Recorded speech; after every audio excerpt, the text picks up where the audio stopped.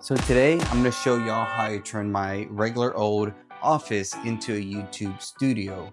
And one of the things I really want to focus on is creating 3 different points of filming: a talking desk shot, a standing up shot, and then a more cinematic tight shot. So let's talk about the lighting that I'm going to be using. So this is the newer mini light.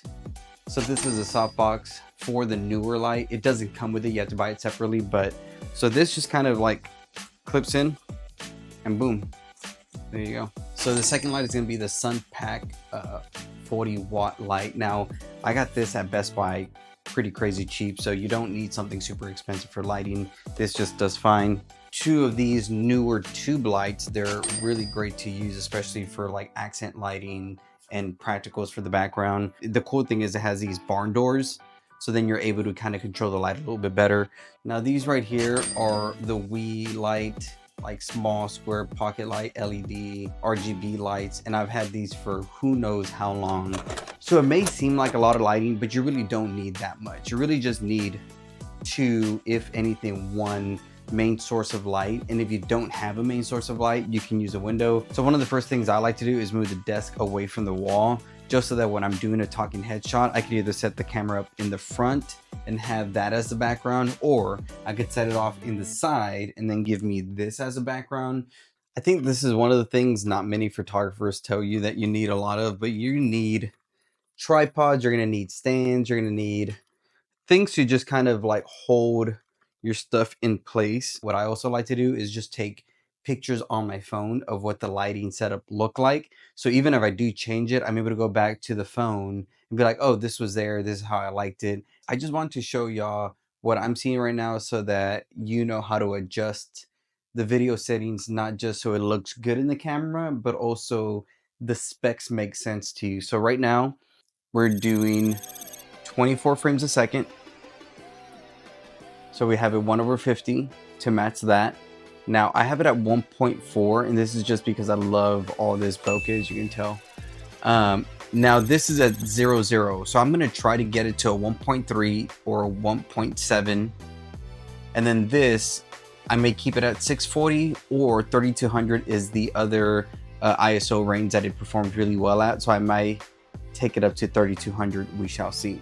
So it isn't just about your image looking good on camera, it's also why it looks good. So if you're messing with your ISO and you're getting too much grain, you may not see that in the camera screen because it's too small. So then when you're going to edit and post, it's gonna be a pain in the ass. So that's where, for me, if you know your numbers correctly, you know what you're trying to hit, and it still looks good, you know in post, it's going to be edited well. We're gonna shut the lights off and then get everything going.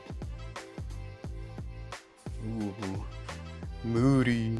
So I'm looking at the space and I'm seeing the shadow is hitting right here. Doesn't look too bad. I do like just kind of that look, but again, we're just gonna add more to it. So the next one I'm going to do is the practicals. And this one I like to make it maybe just a little bit warmer.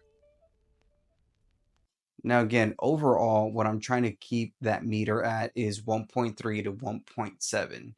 Right now it is at a 1, so it's not too bad, but we could continue to mess around and get a better look. So this is what frame 1 will look like. So it's going to be the wide top shot.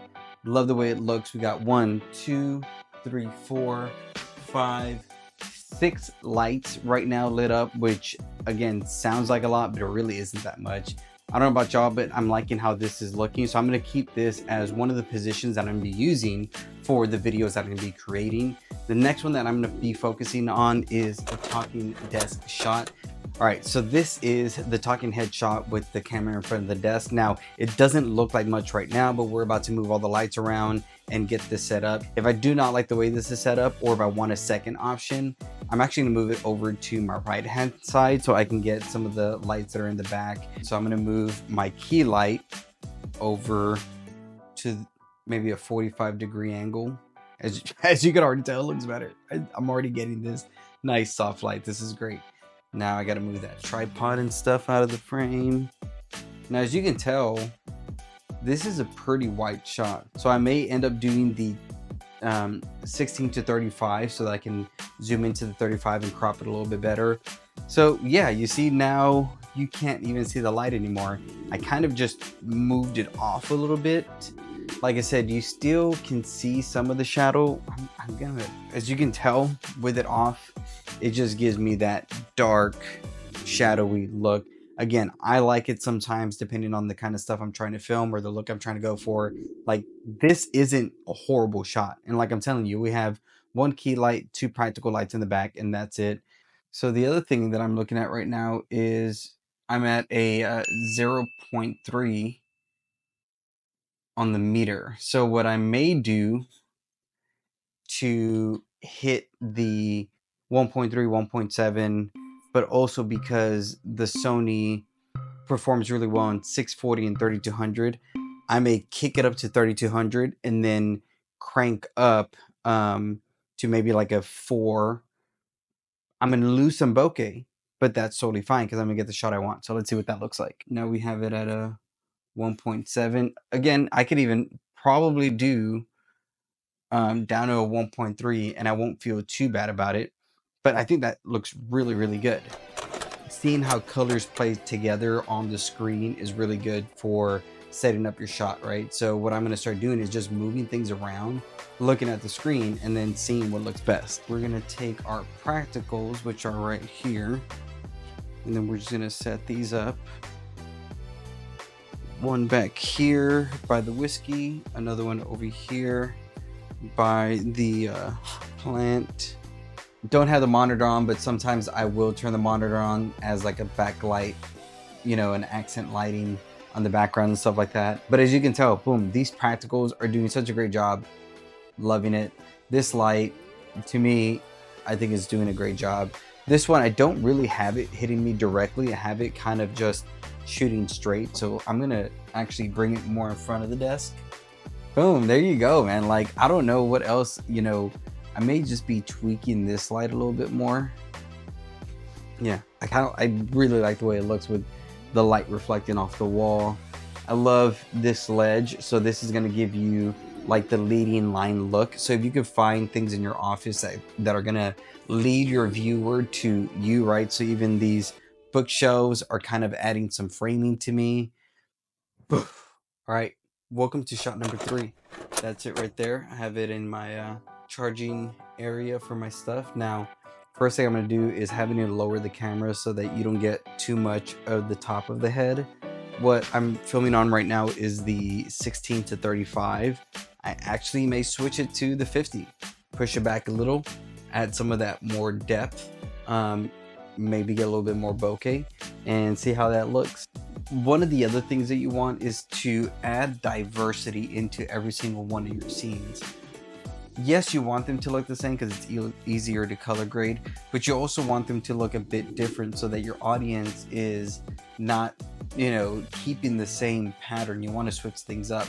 So if you're able to create at least 2 or 3 different environments inside of your office, you're able to create more videos that way because they don't seem stagnant, they don't seem the same, and your audience doesn't get bored in watching the same frame all the time. You're able to switch it up.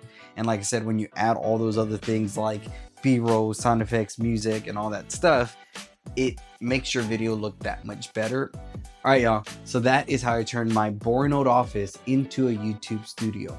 You really don't need much, just a couple of lights, maybe some candles, and a whole lot of imagination. But we were able to get 4 different scenes from this small little office. And so no matter if you're in an apartment or if you're, you know, have your own office, or even if you're staying at home with parents, whatever it is, you're able to turn your bedroom, your office, your extra space into a studio and make it look professional if you just take the time and add the little spice that you need. So if there's any questions or any video ideas that you guys want to see in this channel, leave that on the comment below.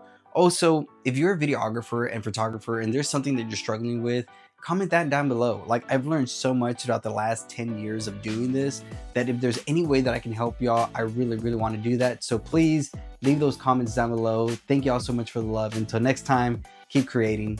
Peace out.